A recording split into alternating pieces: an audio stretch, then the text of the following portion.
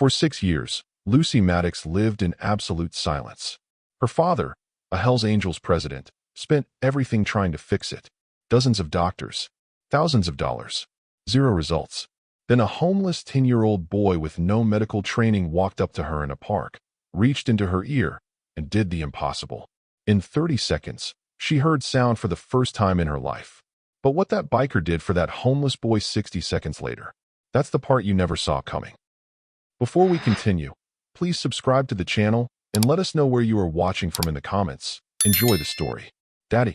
The word hung in the air like a question mark, shaped from hope alone. Lucy Maddox's lips formed the sound carefully, deliberately, the way a sculptor might shape clay without ever seeing the final form. Her voice was soft, tentative, reaching out into a world she had never truly experienced. Bruce Maddox heard it, but Lucy didn't. She couldn't hear anything. Not the rustle of her father's leather jacket as he turned toward her.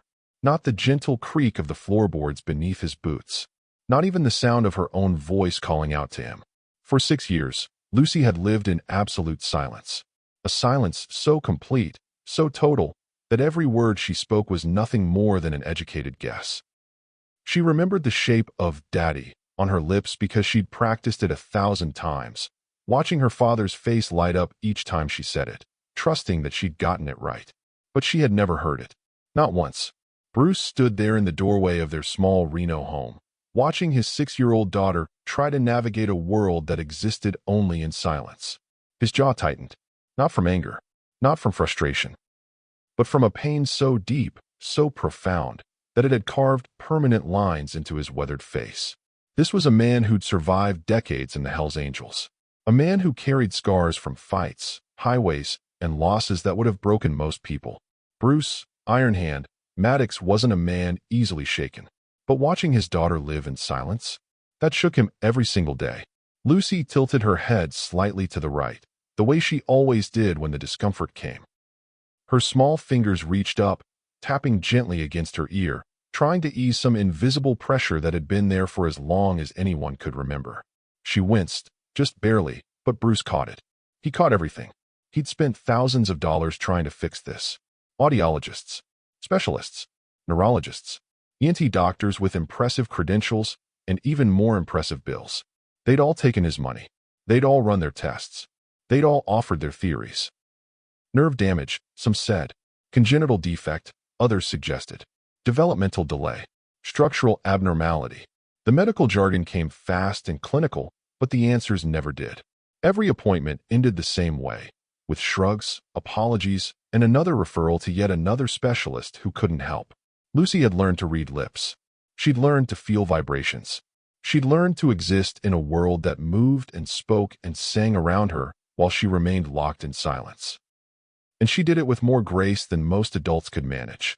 But Bruce saw the confusion in her eyes when other children laughed at something she couldn't hear. He saw the way she'd place her tiny hand on his chest when he spoke, trying to feel the rumble of his words since she couldn't hear them. He saw her frustration when she tried to sing along to songs she'd never heard, her voice slightly off-key, her timing just a beat behind. It wasn't fair. And Bruce Maddox, a man who'd made peace with most of life's injustices, couldn't make peace with this one. So he did what he rarely allowed himself to do. He took a day off. He pushed aside the club business, the rides, the brotherhood obligations that usually consumed his time. He dressed Lucy in her favorite red dress, the one that made her feel like a princess, packed a small bag with snacks and juice boxes, and decided to take her to the neighborhood park. Maybe the sunshine would help. Maybe the swings would bring her joy. Maybe, for just one afternoon, he could give her a moment of happiness that didn't require hearing. It was a small hope, a modest goal. But what Bruce didn't know, what he couldn't possibly have known as he buckled Lucy into his truck and headed toward that park, was that the answer to 6 years of silence was already there, waiting, sitting on a worn wooden bench just 20 feet from where they'd soon stand. And it wasn't a doctor. It wasn't a specialist with decades of training or access to expensive medical equipment. It was a 10-year-old homeless boy who'd learned to survive by noticing what everyone else missed. If you've ever watched someone you love struggle with something you can't fix, hit that subscribe button, because what happens next proves that sometimes help comes from the most unexpected places. And if you believe in miracles, stick with me. The first doctor's appointment happened when Lucy was 8 months old. Bruce had noticed it early. The way she didn't turn toward his voice, didn't startle at loud noises, didn't respond to the world of sound that surrounded her. The pediatrician was reassuring. "Give it time," she'd said. "Some babies develop slower than others." So Bruce gave it time. 6 months later, when Lucy still hadn't responded to a single sound, he took her to a specialist. Then another. Then another. The waiting rooms all looked the same. Sterile, cold, filled with outdated magazines and the quiet desperation of parents seeking answers. Bruce sat in those chairs dozens of times, Lucy on his lap, her small body nestled against his leather jacket, completely unaware of the conversations happening around her. The tests were exhaustive. Audiometry exams, tympanometry, auditory brainstem response testing, CT scans, MRI imaging, each one more expensive than the last. Each one promising clarity that never came. "Mr. Maddox, the auditory nerve appears intact." "Mr. Maddox, there's no structural damage we can identify." "Mr. Maddox, this is quite unusual. We're not seeing the typical markers of congenital deafness." The medical terminology became a language Bruce learned to hate. Words like idiopathic and unexplained etiology and "we'll need to run more tests" became the soundtrack to his frustration. They weren't answers. They were expensive ways of saying, "we don't know." Bruce paid every bill without hesitation. Money wasn't the issue. He'd spend every dollar he had if it meant giving Lucy her hearing. But the problem was that no amount of money seemed to matter. One specialist suggested hearing aids. They fitted Lucy with tiny devices that amplified sound she still couldn't process. She wore them for 3 months before the doctor admitted they weren't helping. Another recommended cochlear implants. Bruce researched them obsessively, stayed up nights reading medical journals and parent testimonials, prepared himself for the surgery. But when they did the pre-surgical evaluation, the surgeon shook his head.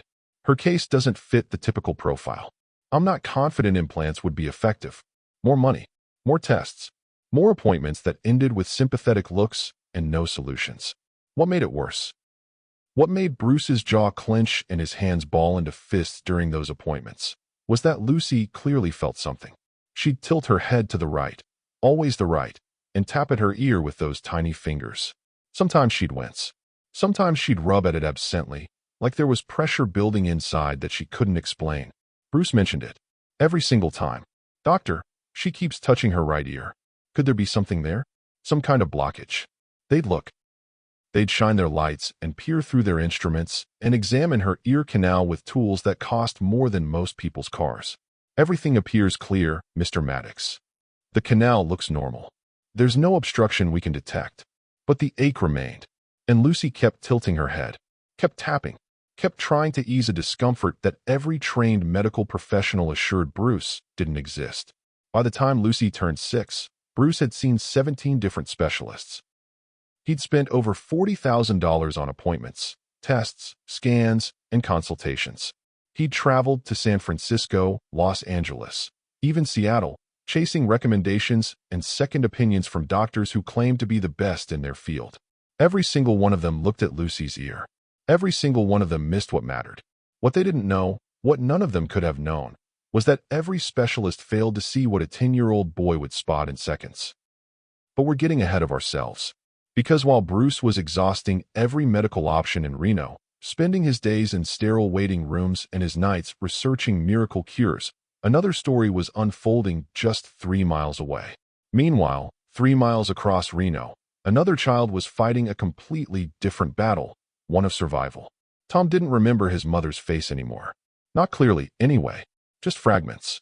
The warmth of her hand holding his. The sound of her humming songs he could no longer name. The way she'd stroke his hair when thunder scared him at night. What he did remember, with painful clarity, was the night the shelter caught fire. He was 7 years old. The smoke alarms screamed through the building, pulling families from their cots and mattresses, sending everyone scrambling toward the exits in panic. Tom remembered his mother pushing him forward, her hands firm on his shoulders, guiding him through the chaos toward safety. He made it out. She didn't. They told him it was smoke inhalation. They told him she didn't suffer. They told him a lot of things that were supposed to make a 7-year-old feel better about losing the only person who'd ever loved him. None of it helped. His father lasted another 8 months. 8 months of showing up drunk, then not showing up at all. 8 months of broken promises and empty apologies. Until one morning, Tom woke up in their motel room and his father was just gone. No note. No explanation. No goodbye. Just gone. Tom was 8 years old, and he was completely alone. Most kids would have panicked, would have gone to authorities, to child services, to anyone who might help. But Tom had learned early that the system didn't always work the way people claimed it did. He'd seen other kids disappear into foster care, bouncing from home to home, their eyes growing harder with each move. So Tom made a different choice. He chose to survive on his own terms. He didn't beg. Something in him, pride, maybe, or his mother's voice still echoing in his memory, refused to hold out his hand and ask for pity. He didn't steal either. His mother had taught him better than that. Instead, Tom learned to help. He'd hover near diners during the morning rush, offering to bus tables or sweep floors in exchange for breakfast. He'd linger behind barbershops, helping elderly barbers carry out trash or sweep up hair clippings, earning a few dollars and sometimes a sandwich.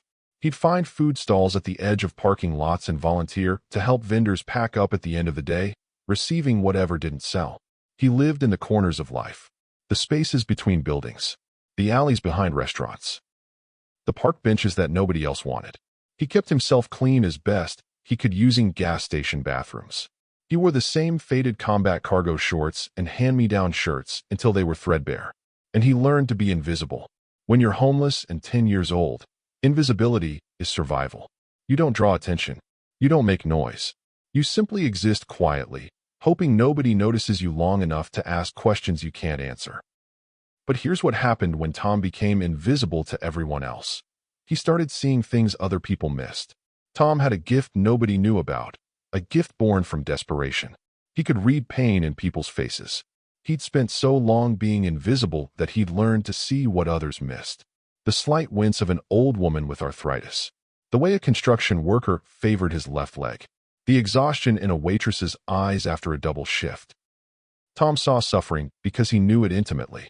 6 months earlier, behind a diner on 4th Street, he'd noticed an elderly man sitting on a milk crate, tilting his head and tapping his ear in obvious discomfort. Tom had approached carefully, the way he always did, and asked if the man was okay. "Something stuck in there," the old man had muttered. "Been driving me crazy for days." Tom had looked. And there, just visible in the ear canal, was a hardened mass of wax and debris, compacted so tightly it had become a blockage. Tom had seen similar things before. His mother had once helped a neighbor with the same problem using warm water and patience. He'd helped the old man that day, carefully, gently, and when the blockage finally came free, the relief on the man's face was immediate. Tom never forgot that moment. If you can't stand how children like Tom are forgotten by society, comment "Every child deserves a home" down below. Let's remind ourselves what matters. And that memory, that one random act of kindness behind a greasy diner, was about to save a little girl's world. The park on West 5th Street wasn't much. A few swings with rusted chains, a slide that had seen better decades, patchy grass that turned brown every summer and barely recovered by fall. But it was quiet, and on that particular Tuesday afternoon in late September, it was exactly what Bruce needed. He pulled his truck into the gravel lot, killed the engine, and looked over at Lucy in the passenger seat. She was already unbuckling herself, her eyes bright with excitement at the prospect of an afternoon outside. Bruce managed a small smile. This was all he wanted, just one good day. One afternoon where his daughter could feel joy without the weight of her silence pressing down on both of them. Lucy ran ahead toward the swings, her red dress catching the sunlight, her small feet kicking up dust as she moved. Bruce followed at a slower pace, his boots heavy on the ground, his mind still turning over the latest failed doctor's appointment from 3 days earlier. He was tired, not physically, but tired in the way that comes from years of trying and failing. Tired of hope that led nowhere. 20 feet away, sitting on a worn wooden bench near the basketball court, Tom watched them arrive. He'd been there for about an hour, his usual spot when he needed somewhere to rest during the day. The park was safe. Families came and went. Nobody paid attention to a quiet kid on a bench. As long as he didn't cause trouble, didn't approach anyone, didn't draw attention, he could sit there for hours without anyone asking questions. Tom had learned to occupy himself by observing. Watching people became both entertainment and education. He'd study how families interacted, how parents responded to their children, how people moved through the world with the casual confidence that came from having a home to return to. He noticed everything. So when Lucy walked past him toward the swings, Tom noticed immediately the way her head tilted slightly to the right. The casual, almost unconscious movement of her hand reaching up to tap at her ear. The exact angle of discomfort he'd seen before. Tom sat up straighter. Lucy climbed onto the swing, her father pushing her gently from behind. She smiled, but every few seconds, her hand would drift back to her right ear. The tapping, the gentle pressure she applied with her fingertips, trying to ease something nobody else seemed to notice. Tom's eyes narrowed. He leaned forward on the bench, watching more carefully now. The sunlight hit Lucy's face at just the right angle as she turned her head, and that's when Tom saw it. Deep inside her ear canal, barely visible but unmistakable to someone who knew what to look for, a dark mass. Compacted, lodged firmly. The kind of blockage that wouldn't come out on its own. The kind that could cause pressure, discomfort, and if it was positioned just right against the eardrum, complete hearing loss. Tom's breath caught in his throat. He knew exactly what that was. He'd seen it before. He'd removed one before. And suddenly, with a clarity that sent electricity through his entire body, he understood. This little girl wasn't just uncomfortable. She was deaf because of that blockage. And nobody, not her father, not the doctors, not anyone, had seen it. Tom's heart started pounding. His hands gripped the edge of the wooden bench until his knuckles turned white. He could help her. He knew he could. It would take 30 seconds, maybe less. One careful extraction, and that little girl could hear for the first time in who knows how long. But Tom also knew what would happen if he approached her.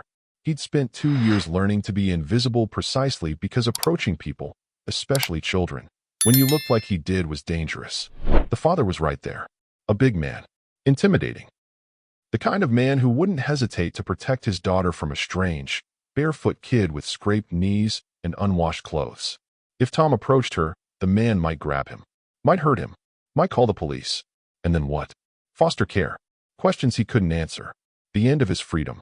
But if he didn't approach her, that little girl would stay deaf. Forever. When the solution was right there. When he could fix it in seconds. Tom's heart started racing. He knew exactly what was wrong. But he also knew what would happen if he approached a biker's daughter uninvited. He had seconds to decide. Stay safe and invisible, or risk everything to help. Tom's decision came in the space between heartbeats. One moment he was frozen on that bench, paralyzed by fear and self-preservation. The next, his body was moving before his mind could talk him out of it. He jumped up, his bare feet hitting the dusty ground with purpose. Lucy had stepped off the swing and was wandering toward the slide, her hand still drifting to her ear every few seconds. She was maybe 15 feet away from Tom now, moving in that casual, aimless way children do when they're exploring their surroundings. Tom started walking toward her. His heart hammered so violently in his chest he thought it might crack his ribs. Every survival instinct he'd honed over 2 years of living on the streets screamed at him to stop, to sit back down, to stay invisible. But he kept walking. Lucy turned slightly, noticing the boy approaching. She tilted her head, curious but not afraid. She couldn't hear his footsteps, couldn't hear the urgency in his breathing. She just saw another kid, barefoot and skinny, moving toward her with an expression she couldn't quite read. Bruce saw him too. The reaction was immediate and primal. Bruce's body shifted between Tom and Lucy before conscious thought even registered. His hand came up, palm out, a barrier of flesh and authority. "Hey!" Bruce's voice cut through the afternoon air like a blade. "Back up." Tom stopped immediately, his hands raised slightly, showing he meant no harm. But he didn't back away. His eyes were locked on Lucy, specifically on her right ear, and the urgency in his face was unmistakable. "I'm sorry," Tom said quickly, his voice higher than he wanted it to be, cracking slightly with nervousness. "I'm sorry, but please." "I said back up, kid." Bruce's tone left no room for negotiation. He was a full foot taller than Tom, broader, harder. A man who'd spent decades making people listen when he spoke. But Tom shook his head, the movement quick and desperate. "Please," he repeated, and this time there was something in his voice that made Bruce hesitate. Not fear, not manipulation, just raw, genuine concern. "Something's in her ear." I can see it. I think I can help. Bruce's jaw tightened. This was Reno. Homeless kids approached people all the time with stories, with angles, with reasons why you should give them money or attention or trust. Bruce had heard them all. He'd developed a thick skin against sob stories and manipulation. But this kid wasn't asking for money, wasn't even looking at Bruce. His entire focus was on Lucy, and the expression on his face was one Bruce recognized because he'd seen it in the mirror for 6 years. Desperation to help someone who was suffering. Bruce's hand shot out and grabbed Tom's wrist. Not violently, but firmly. A warning and a restraint all at once. You've got 5 seconds to explain yourself, Bruce said quietly. The kind of quiet that was more threatening than shouting. Tom looked up at him, those sharp eyes that had seen too much for a 10-year-old, meeting Bruce's without flinching. There's something stuck in her ear, Tom said, speaking fast but clearly. A blockage. Deep in the canal. I can see it from here when the light hits right. It's been there a long time. That's why she keeps touching it. That's why she tilts her head. I've helped with this before. I know what to do. Please. Just let me try. If you're holding your breath right now, you're not alone. Hit that like button if you want to see this boy prove everyone wrong. Bruce stared at him. His grip on Tom's wrist didn't loosen, but something shifted in his expression.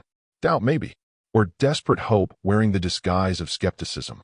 Lucy stood there between them, unaware of the tension, her hand once again drifting to her ear. Bruce made his decision. He didn't release Tom's wrist, not yet.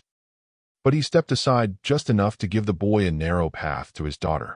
What happened in the next 10 seconds would either end in a homeless boy getting hurt, or a miracle no one saw coming. Tom moved slowly, deliberately, every motion telegraphed and careful, as if approaching a frightened animal. Lucy watched him with curious eyes, her head tilted in that familiar way, completely unaware that the next 30 seconds would change her entire world. I need to look in her ear, Tom said softly, more to Bruce than to Lucy. I won't hurt her. I promise. Bruce's grip on Tom's wrist tightened for just a moment.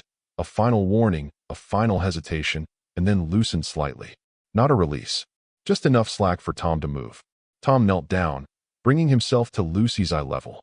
He smiled at her, trying to look reassuring despite his nervousness. Lucy smiled back, innocent and trusting in the way only children can be. Hi, Tom whispered, though he knew she couldn't hear him.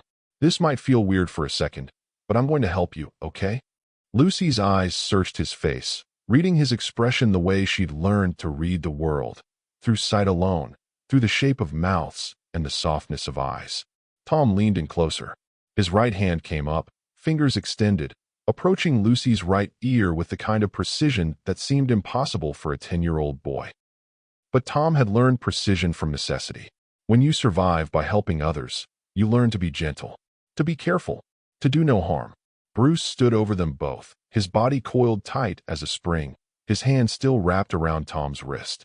One wrong move, one indication that this kid meant harm, one cry from Lucy, and Bruce would pull him away so fast the boy's feet would leave the ground. But Tom's fingers were steady. He tilted Lucy's head just slightly, angling it to catch the afternoon sunlight. And there it was, the dark mass, visible now that he was close enough. Hardened wax and debris, compacted over years, lodged deep against her eardrum like a cork in a bottle. Tom's index finger and thumb moved into position. Slow, careful. His touch was feather-light as he made contact with the obstruction. Lucy's eyes widened slightly at the sensation. Foreign, strange, but not painful. Bruce's breathing stopped entirely. His grip tightened again on Tom's wrist, knuckles white, ready to yank the boy back at the first sign of distress from his daughter. Tom began to pull. Not roughly, not quickly, just steady, gentle pressure, easing the mass free from where it had been wedged for who knows how long. Seconds stretched into eternity. The obstruction resisted at first, held in place by years of compression. Tom adjusted his angle slightly, his young face a mask of concentration, his bottom lip caught between his teeth. And then, it moved. The thick, compact mass began to slide free, millimeter by millimeter, drawn out by Tom's careful extraction. It was larger than Bruce expected, darker, coated in old wax and debris that had accumulated and hardened into something that looked almost solid. Tom held it in his fingers for just a moment. Proof, evidence, The answer to 6 years of medical failures. And then it fell away. Silence. A beat of absolute nothing. Lucy stood completely still, her eyes unfocused, her expression frozen somewhere between confusion and fear. Something had changed. Something fundamental. Something she couldn't yet name. And then, her breath hitched. A sharp, sudden intake of air that had nothing to do with breathing and everything to do with shock. Her eyes widened, pupils dilating, her entire body going rigid with the overwhelming sensation of sound flooding into her consciousness for the first time in her life. The breeze rustled through the oak trees at the edge of the park, leaves whispering secrets she'd never heard before. Children laughed on the far side of the playground, their voices carrying across the open space like bells. A dog barked somewhere in the distance, sharp and clear and real. Bruce exhaled sharply, a sound of tension and disbelief and desperate hope all mixed together. And Lucy heard it all. Her hands flew to her ears, both of them, as if trying to confirm that the sensation was real. Her lips trembled. Her chin quivered. Tears spilled down her cheeks, hot and fast and unstoppable. She looked up at her father, this man she'd known her entire life but had never truly heard, and her voice came out cracked and broken and more beautiful than any sound Bruce had ever heard in his life. "Daddy," she whispered, the words shaped by memory but heard for the very first time. "I hear you." Bruce, Iron Hand, Maddox had been in bar fights that left men unconscious. He'd ridden through thunderstorms that turned highways into rivers. He'd buried brothers who died too young and stood at gravesides without shedding a tear, because that's what being strong meant in his world. But hearing his daughter say, "I hear you," for the first time in her life, that broke him completely. His knees went weak. Actually weak. The toughest man in Nevada felt his legs tremble beneath him, felt the ground shift like he'd been hit with something he couldn't fight back against. He released Tom's wrist, forgot he was even holding it, and dropped into a crouch in front of Lucy, his hands reaching for her face, needing to see her eyes, needing to confirm this was real. Lucy's hands were still pressed against her ears, fingers trembling, her entire body vibrating with the overwhelming sensation of a world that had suddenly become alive with sound. Every rustle, every breath, every footstep on gravel in the parking lot. "Daddy," she said again, and this time she heard herself say it. Her own voice. The sound shocked her so much she gasped, which made another sound, which made her gasp again. She started crying, not from pain or fear, but from the sheer magnitude of everything flooding into her consciousness at once. "I can't hear," she whispered, testing the words, hearing them vibrate in her throat and emerge into the air as something real, something she could perceive. "Daddy, I can't hear. I can hear me. I can hear you. I can hear everything." Her voice rose with each word, climbing from whisper to speaking volume, as if she needed to test the full range of what sound meant. And Bruce, this hardened man who'd spent decades building walls around his emotions, felt every single one of those walls crumble into dust. Tears poured down his face.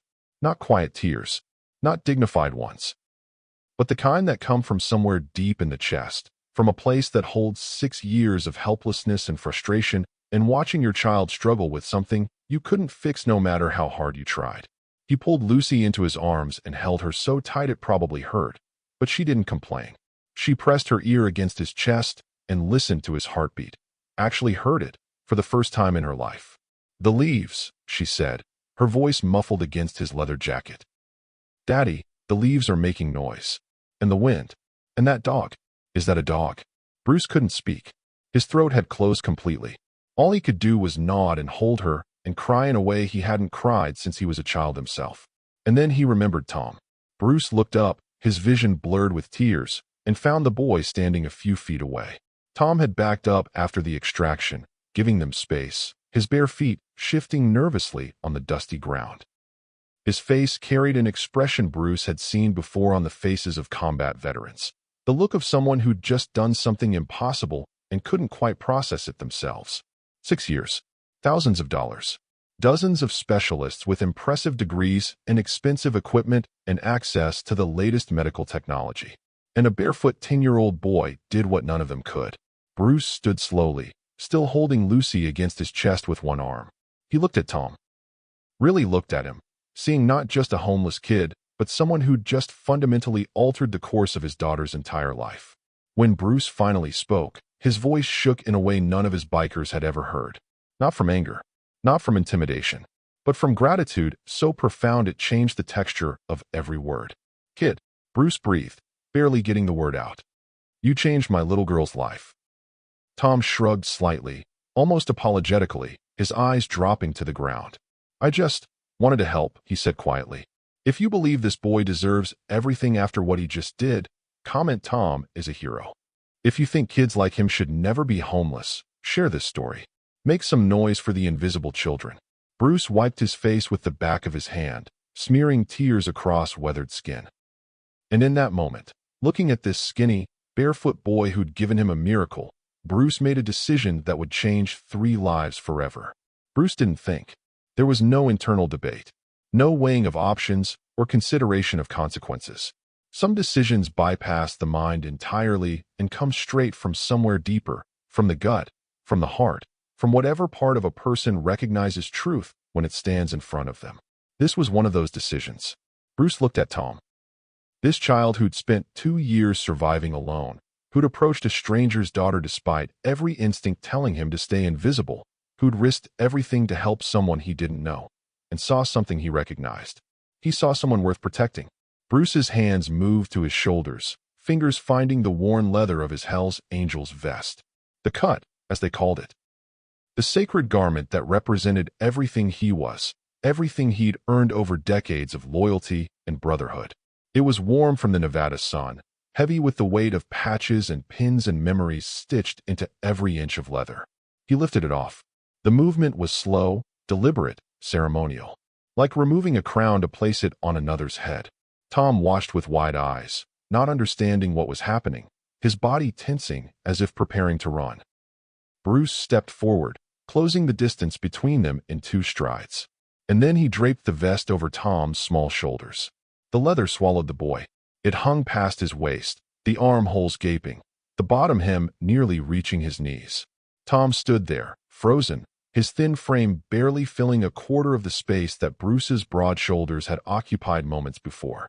But the weight of it, the actual physical weight of leather and history and belonging, settled onto Tom's shoulders like an anchor, like something solid in a world that had been weightless and uncertain for too long. "You're not alone anymore," Bruce said, his voice rough but steady now, each word carefully placed like stones building a foundation. "You stay with us now." Tom's lips parted, but no sound came out. His eyes went glassy with tears he was trying desperately not to shed. His hands came up slowly, fingers touching the leather as if it might disappear if he moved too quickly. I can't. Tom's voice cracked completely. "I'm nobody. I'm just. You're my daughter's miracle," Bruce interrupted, his tone leaving no room for argument. "That makes you family. And family doesn't sleep on park benches. Family doesn't go hungry. Family doesn't survive. Family lives. You understand me?" Tom nodded, though his face suggested he didn't quite believe what was happening. Kids who'd been abandoned learned not to trust good things.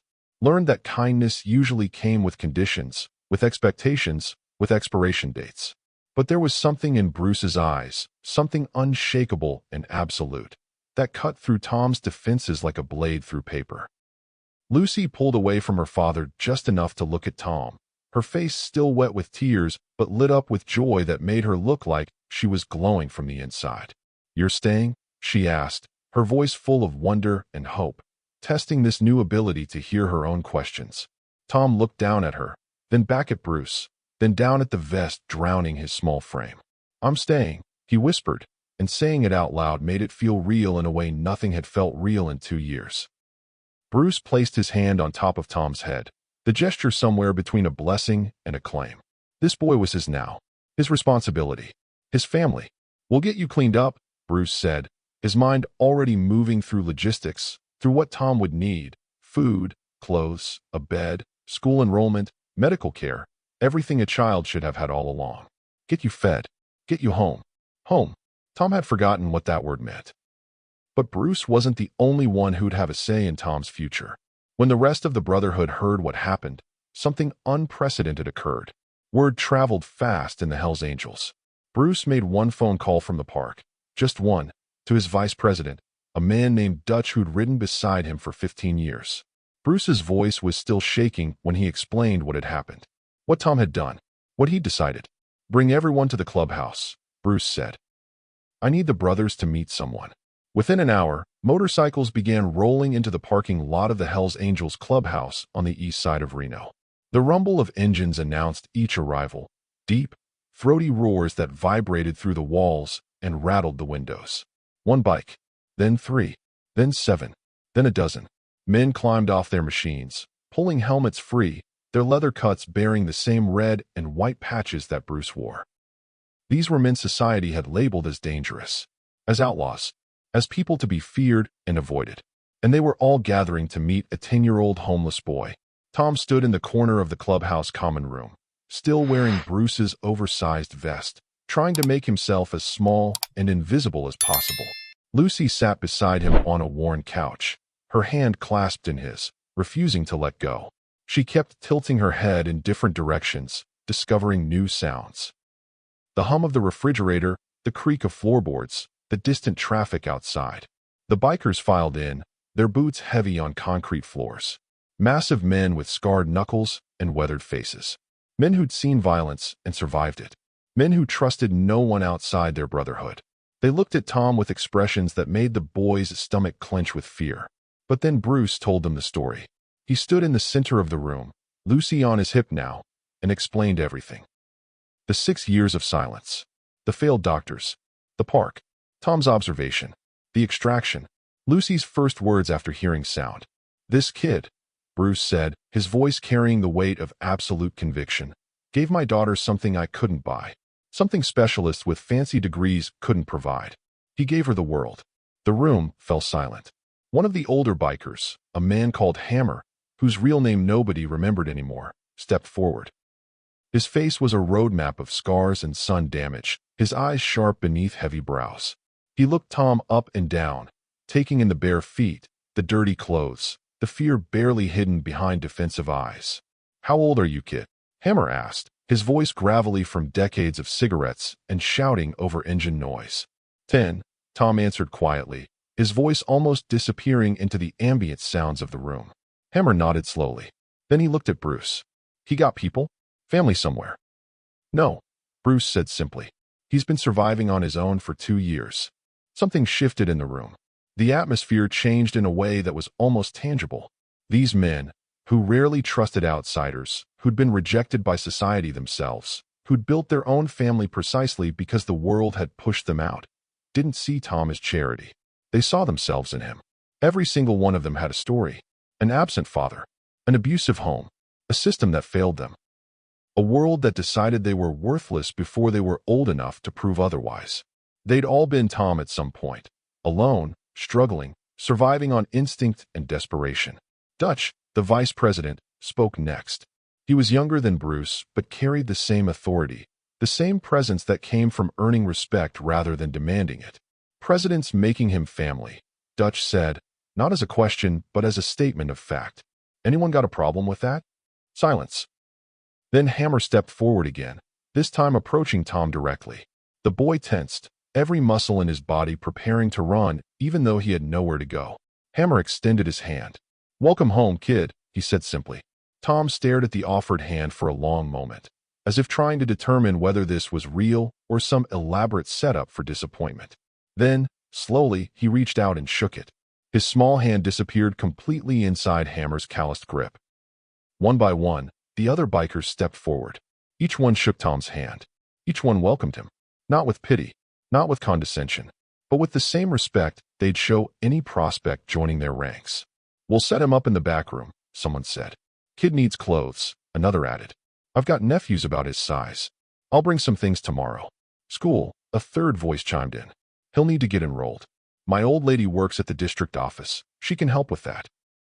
The logistics came fast, each brother offering something practical, something concrete. This wasn't empty charity. This wasn't a feel-good gesture that would fade when the emotion wore off. This was a brotherhood absorbing a new member, making space in their lives for someone who needed them. Bruce watched it happen with something close to awe. He'd expected support. His brothers always had his back. But this was different. This was unanimous, instant, and absolute. Tom wasn't being tolerated. He was being claimed. By the end of the evening, Tom had a room at the clubhouse. Not a cot in a corner, but an actual room with a door that locked from the inside and a bed with clean sheets. He had a drawer full of clothes that would arrive the next day. He had a list of brothers who'd volunteered to help him with homework, teach him to ride safely when he was old enough, show him how to fix engines and change oil and survive with dignity. He had protection. He had structure. He had family. But the most beautiful part? It wasn't even over yet. Because Lucy had one more gift to give Tom, and it happened every single night. Tom's first night in the clubhouse, he didn't sleep. He lay in that bed with clean sheets and a pillow that didn't smell like mildew or exhaust fumes, staring at the ceiling, waiting for the other shoe to drop, waiting for someone to burst through the door and tell him it was all a mistake, that he didn't belong, that he needed to leave. But morning came, and no one told him to go. Bruce knocked on his door at 7, carrying a plate of eggs and toast that one of the brothers had cooked in the clubhouse kitchen. Tom ate slowly, still not quite trusting that the food wouldn't be taken away, that this wasn't temporary. "You'll need boots," Bruce said, watching Tom eat. "Can't have you walking around barefoot anymore. We'll get you sorted today." And that's exactly what happened. By noon, Tom had boots. Real ones, with thick soles and laces that actually stayed tied. He had jeans that fit, t-shirts that didn't have holes, a jacket for when the Nevada nights got cold. He stood in front of a mirror in the clubhouse bathroom and barely recognized himself. He looked like a kid who belonged somewhere. The transformation wasn't just external. Over the following weeks, the Brotherhood absorbed Tom into their daily rhythm. Hammer taught him how engines worked, the difference between two-stroke and four-stroke, how to diagnose problems by sound alone, how to rebuild a carburetor with patience and precision. Tom learned fast, his hands steady and careful, that same competence he'd shown helping strangers now channeled into something constructive. Dutch took him to the motorcycle safety course, explaining road rules and defensive driving even though Tom was years away from being able to ride legally. "Knowledge first," Dutch said. "Speed later. You stay alive by being smart, not reckless." Another brother, a quiet man named Rev who rarely spoke but listened to everything, taught Tom about honor, about keeping your word, about the difference between surviving and living with dignity. "You never begged," Rev said one afternoon while they were cleaning bikes in the clubhouse garage. "You never stole. You survived by helping people. That tells me everything I need to know about who you are." Tom looked up from the chrome he was polishing, surprised. "You noticed that?" "Bruce told us," Rev said simply. "And yeah, we noticed. That's why you're here, kid. Not because we felt sorry for you, but because you've got character. You've got integrity. Those things matter more than blood." Remember, Tom never begged, never stole. He survived by helping. And now, for the first time, people were helping him back. The change in Tom was visible. Not overnight. Healing never happens overnight. But gradually, like spring thaw revealing ground that had been frozen for too long. His shoulders straightened. His eyes lost that constant wariness, that perpetual scanning for threats. He smiled more, laughed, even when one of the brothers told a terrible joke or when Lucy insisted on showing him another sound she'd discovered. Bruce enrolled him in school, the local elementary, 5th grade. Tom had missed significant chunks of education during his 2 years on the streets, but he caught up fast. Turned out, a kid who'd learned to survive by reading people and situations was also pretty good at reading books. His teachers noticed something unusual about him, a maturity beyond his years, a kindness toward other kids who seemed lost or alone. During lunch, Tom would seek out the children sitting by themselves and ask if he could join them. He recognized isolation because he'd lived it. If this is making you emotional, you're human. Subscribe if you believe every child deserves this kind of second chance. Comment, "Family isn't blood," if you agree that love is a choice.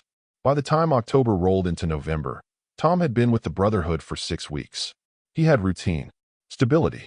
He woke up in the same bed every morning, ate meals at regular times, did homework at the clubhouse dining table while bikers drank coffee and argued about carburetors and politics. He had a life, but there was one part of his new reality that meant more to him than all the rest combined. One ritual that happened every single evening without fail, and it involved the little girl who'd been the catalyst for everything.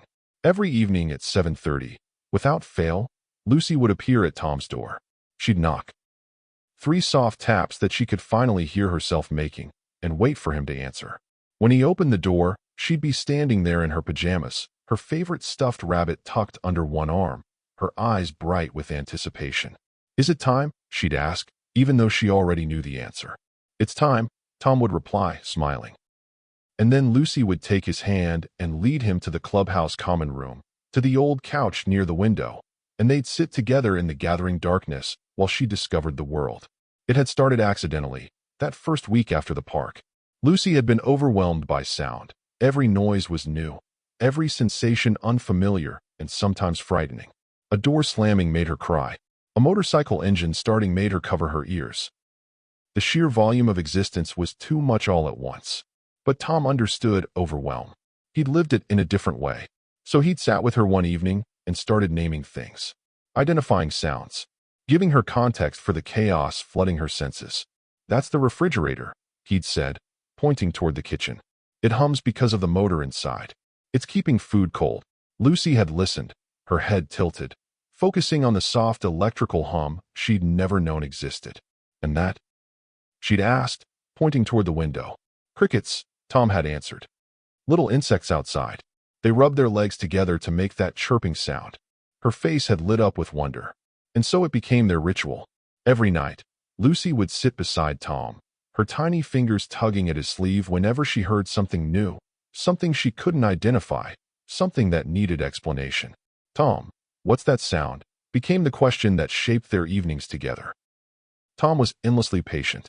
He never seemed annoyed by her constant questions, her need to categorize and understand every auditory detail of the world around her. He'd lean close, listen carefully, and then explain. "That's someone walking upstairs. You can tell by the rhythm. Step, step, step. That's Hammer. He walks heavy. That's wind chimes from the house next door. Little metal tubes that make music when the breeze moves them. That's your own laughter, Lucy. That's what joy sounds like when it comes out of you." That last one had made her laugh even harder, delighted by the discovery that happiness had a sound, and that sound was hers. The reversal wasn't lost on Bruce, who often watched them from across the room. The boy who'd once been invisible, who'd survived in corners and alleys with no one to talk to, was now teaching, guiding, becoming someone's bridge to understanding. And the girl who'd lived in silence, who'd navigated the world through sight alone, was now asking questions, engaging, discovering that sound gave dimension to everything she'd only seen before. They needed each other in ways that went beyond gratitude or obligation. Tom gave Lucy context. Lucy gave Tom purpose. Together, they were healing wounds neither of them had words for. One evening, about a month after moving in, Lucy discovered her own voice in a new way. She'd been humming, testing pitch and tone, experimenting with the vibration in her throat, when she suddenly stopped and looked at Tom with wide eyes. "I can make any sound I want," she said, as if the realization had just struck her. "You can?" Tom confirmed, smiling. "Any sound in the whole world, any sound." She tested this immediately. Started making noises, silly ones, experimental ones, sounds that had no purpose except to exist. Animal sounds, made-up words, long vowels that stretched and changed pitch. Tom sat beside her, encouraging every exploration, never once suggesting she should be quiet or contained. The other bikers would sometimes pause their card games or their conversations to watch these two children, one teaching, one learning, and shake their heads in amazement at what had brought them all together. But there was one sound Lucy wanted to hear more than any other, and when it finally happened, it broke everyone who witnessed it. 6 months changed everything. It was March when the Brotherhood gathered for what had become their monthly family dinner, a tradition that predated Tom's arrival but had taken on new meaning since he'd joined them. The clubhouse dining area was packed. Long tables pushed together, mismatched chairs filled with bikers and their families, the air thick with the smell of grilled meat and laughter and belonging. Tom sat in the middle of it all, surrounded by men who'd become his uncles, his teachers, his protectors. He wore a new vest now, not Bruce's oversized cut, but one made specifically for him, leather still stiff and unmarked by road miles, but bearing a small patch that read "Little Brother" across the back. Lucy sat beside him, as she always did, chattering excitedly about something that had happened at school. Her voice had grown stronger over the months, more confident. She spoke constantly now, making up for 6 years of enforced silence, and nobody minded the endless stream of words because each one was a miracle they'd never take for granted. Bruce watched them from across the room, a beer in his hand, a smile on his face that his brothers claimed had become permanent. Dutch stood beside him, following his gaze. "You did good, Perez," Dutch said quietly. Bruce shook his head. "Tom did good. I just recognized it." The dinner continued. Food passed, stories shared, the kind of easy chaos that comes when family gathers without pretense or formality. Tom was laughing at something Hammer had said. His face lit up in a way that erased every trace of the scared, barefoot boy from the park. And then Lucy stood up on her chair. The movement caught everyone's attention. Conversations paused. Heads turned.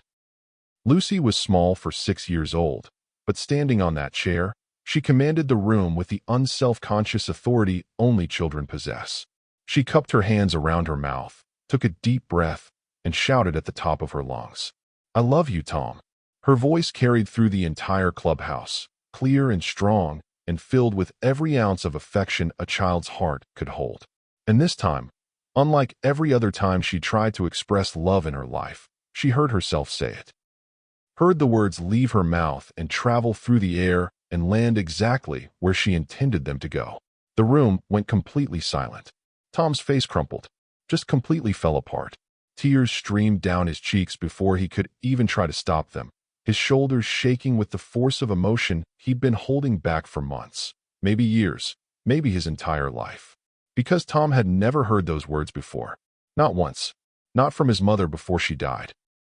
Not from his father before he left. Not from anyone in the 2 years he'd spent invisible and alone.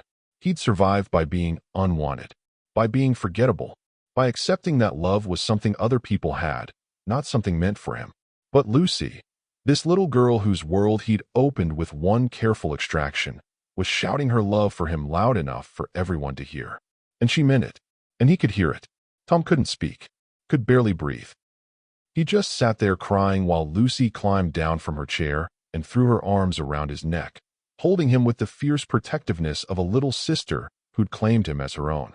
Bruce moved then, crossed the room in 3 long strides, and placed his hand on Tom's shoulder.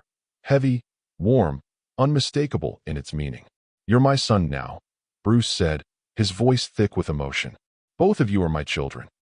Tom looked up at him, tears still streaming, and nodded because words were impossible. "If you're crying, hit that like button.